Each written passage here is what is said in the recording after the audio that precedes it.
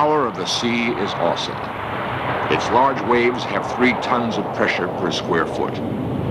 A wave 10 feet high and 1 mile wide has more than 300 million pounds of power, a force equal to an atom bomb.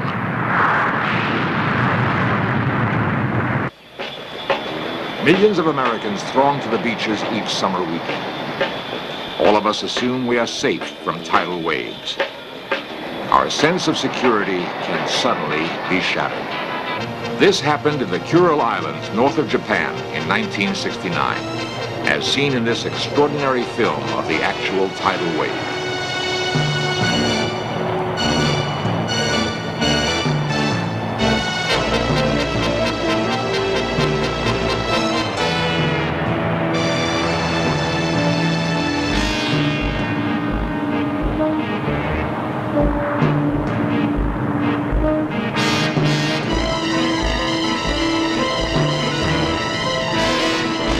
In 1979, tidal waves killed 200 people in Indonesia. Where will they strike next?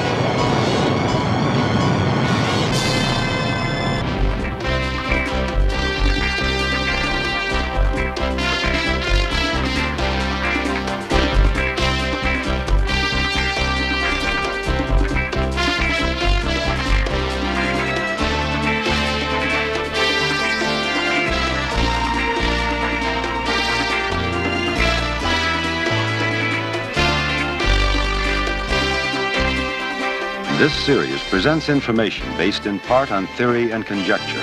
The producer's purpose is to suggest some possible explanation, but not necessarily the only ones, to the mysteries we will examine.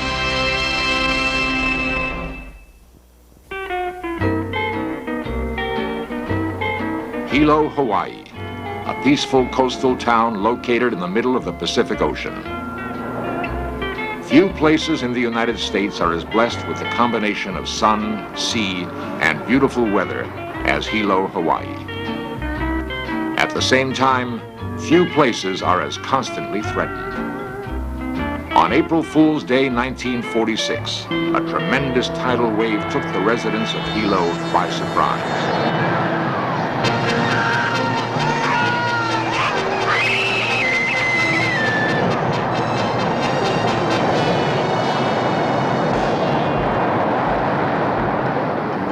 The tidal wave raced up the town's main river, destroying Hilo's only railroad. These photographs show a man on the dock being swept to his death by the giant wave. Seconds later, he is gone. More than 170 people were killed. Hilo was left a water-soaked ghost town, still vulnerable to another tidal wave attack at any time. Nothing makes us feel as helpless as facing natural disasters. We're frightened by the prospect of feeling an earthquake or being caught in a tornado, a thunderstorm, or a fire. None of them strikes with the suddenness and savagery of the so-called tsunami, the Japanese word for tidal wave. They are born miles below the surface, underneath the seemingly tranquil ocean floor. Strong underwater disturbances, such as a volcanic eruption, may generate a tsunami.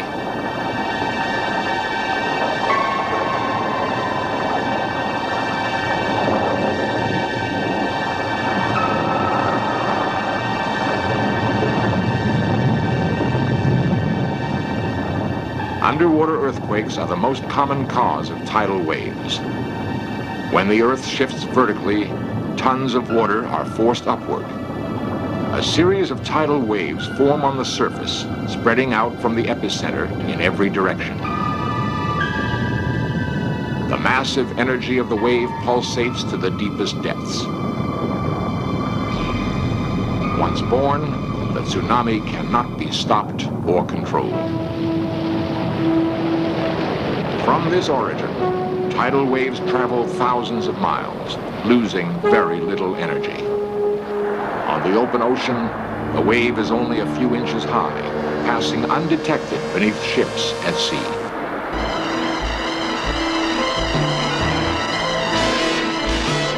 races across the ocean at speeds in excess of 500 miles per hour, each wave more than 100 miles long.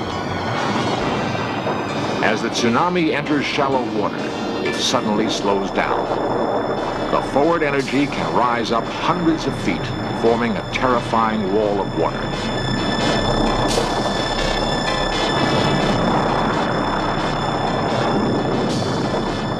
The tsunami that hit the island of Oahu in 1946 shows how a seemingly harmless wave can quickly inundate a shoreline.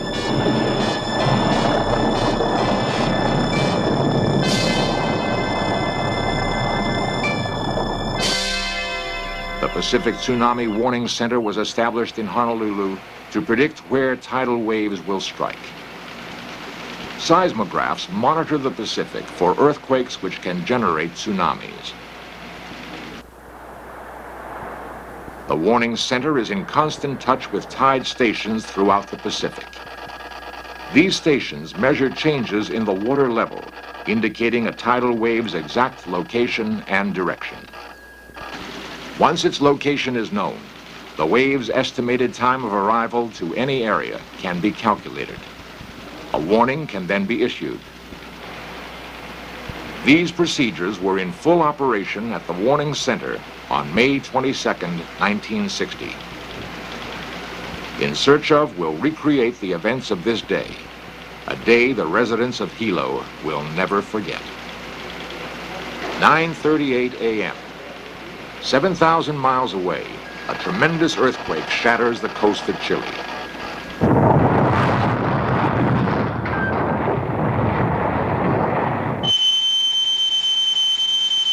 Seismographs at the Warning Center violently react to the earthquake's intensity. Tom, we got a big one here. What do we have there? Well, it looks like oh boy, that's a big peak. Looks like we got a real good quake here. It is now a race against time. The men at the Warning Center first determined the quake's magnitude. 8.5, Tom. We got a tsunami.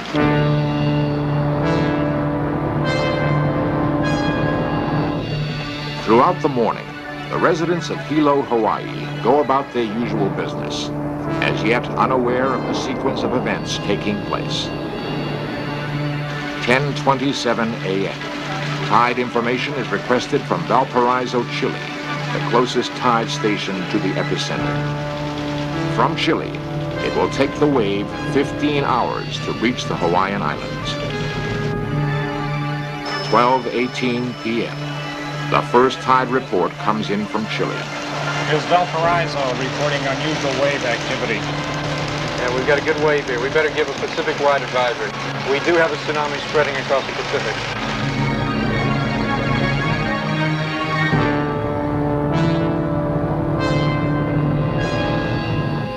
James Look of the Army Corps of Engineers is sent to Hilo to record eyewitness observations. So little was known about a tsunami's impact that a first-hand account was deemed extremely valuable. James Look decides that a bridge on the bay itself is a safe location. He starts to record normal changes in the water level and currents.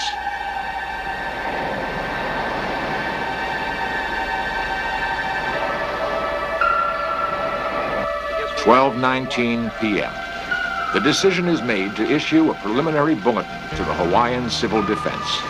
This is a seismic sea wave advisory bulletin. A severe earthquake has occurred in Chile. It is possible that damaging sea wave has been generated. We do not know at this time, but tide reports are expected late this afternoon. At 5 o'clock, the wave passes the halfway point to Hilo. It has been 14 years since the last major tsunami. Forgotten is the fact that Hilo's bay acts as a funnel, sucking in a wave, further magnifying its height and destructive force.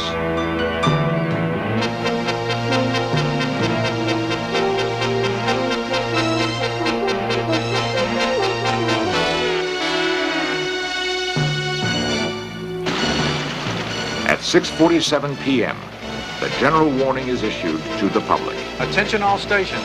Attention all stations. This is the Pacific Tsunami Warning Center. This is a tsunami warning.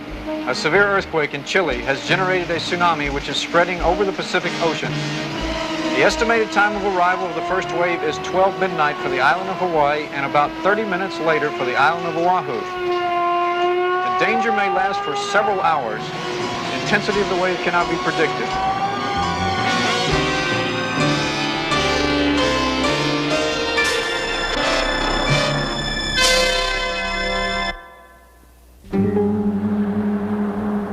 p.m., May 22nd, 1960. The tidal wave races toward the Hawaiian Islands. Tide stations closer to Hawaii begin reporting to the warning center. Getting some information from Tahiti. They're reporting unusual wave activity at 09 p.m. our time. Hilo is only 3 hours away.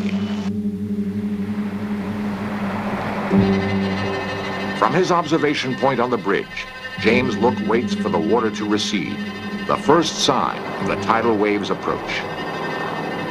Hilo's fishermen know the sea. They rush towards open water, hoping to escape the wave's devastating impact. Shortly after midnight, a small wave enters the bay. It has been 15 hours since the earth shook in Chile. The men who have relentlessly tracked the wave are now powerless. 12:40 a.m., a second wave enters Hilo Bay. Ignoring the warnings, curious residents come to the shore. These actual photographs were taken minutes before the giant wave struck.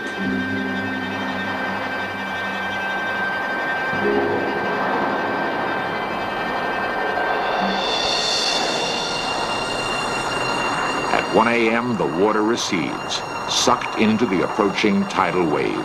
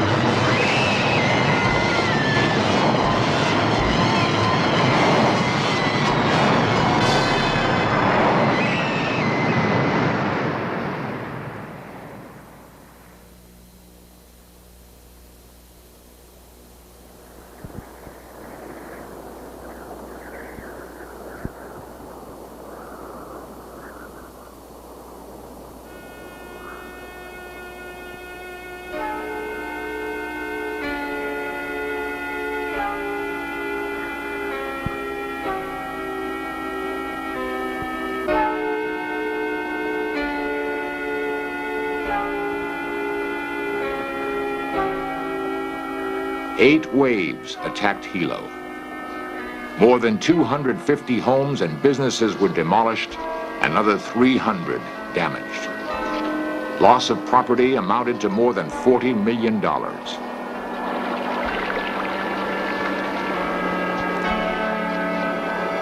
61 people were killed.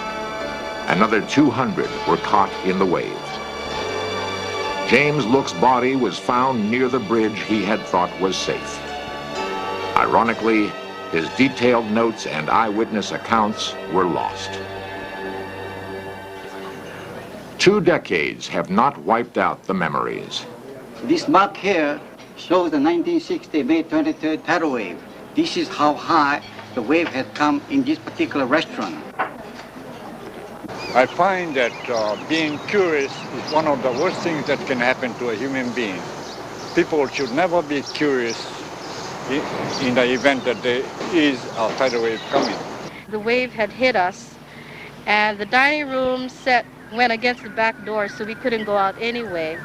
Things happened so fast that I was running away from the wave, and I just couldn't think about anything else but running. Harry Kim of the Hawaii County Civil Defense. The 1960 tsunami was a tragic experience, I think, primarily because the Hawaii County government, state government, territory, civil defense, to me, I cannot put it in no other words except we botched the job.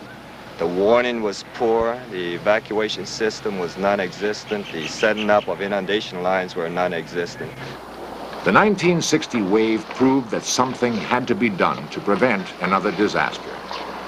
To rebuild the downtown seemed futile. Unless the right answers were found, Hilo would be doomed to more death and destruction. The Look Laboratory, named after James Look, was set up at the University of Hawaii to help solve Hilo's unique problem. Simulated waves are generated in wave tanks. Preventing tidal waves seems unlikely, but scientists such as Professor Franz Gerritsen hope they can improve tsunami predictions. Dr. Gerritsen explains why Hilo is so vulnerable to tsunami attack. The city of Hilo has been hit hard several times from various tsunamis. Hilo is situated on a bay inside of a harbor, and the geometry of the bay and the special location of the bay make it very vulnerable because tsunami waves that arrive in the area are magnified, as you may call it, inside the bay and create large run-ups near the shoreline. Such happened in the 1960 tsunami wave in Hilo, when a breaking tsunami wave entered Hilo Bay and did great damage on the shoreline. The residents of Hilo had had enough. Their solution? Rebuild the devastated downtown away from the shore, away from the wave's destructive force. A 300-acre park now confronts the sea. The open park space acts as a buffer, protecting the 27,000 residents of Hilo. When the next giant wave strikes, hopefully only trees and grass will be destroyed.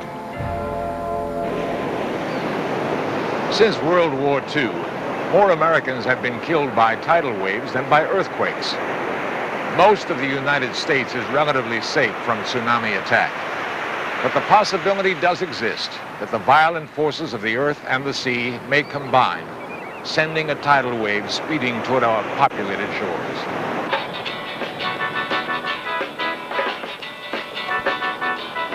"30 million Americans live on the West Coast, most never having experienced a tidal wave. People associate the West Coast with earthquakes, not tidal waves. What would happen if a tidal wave were racing towards Southern California? In Search Of simulates this possibility.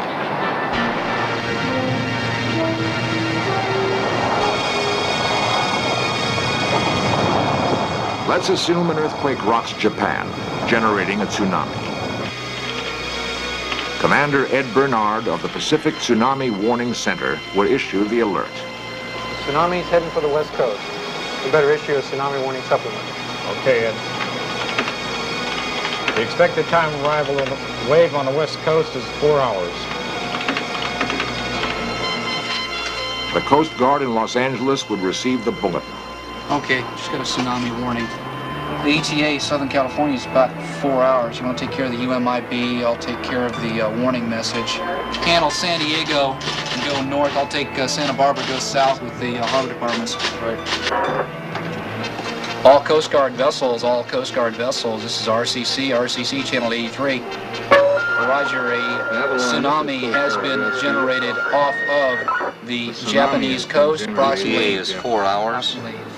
Take necessary evasive action. Attention. This is a tidal wave warning. A tidal wave may strike this beach. Please evacuate immediately and move to higher ground. Attention. This is a tidal wave warning. The Pacific Tsunami Warning Center has issued a tidal wave warning for Southern California. the Civil Defense has called for an immediate evacuation of all coastal areas. The U.S. Coast Guard advises boat owners to move their boats out to sea immediately. The police ask curiosity seekers to stay away from the coast.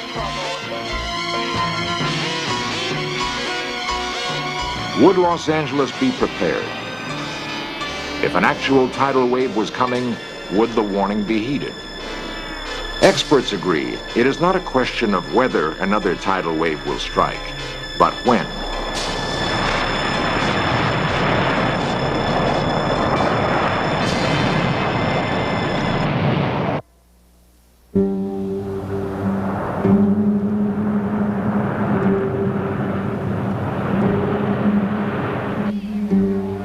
What scientists fear most is a tsunami caused by a local earthquake. Lieutenant Stephen Froelich of the U.S. Coast Guard. If an earthquake occurred fairly close to the coastline in Southern California, in other words, maybe a couple miles offshore, we would probably not have time if a tsunami was generated to really warn anyone.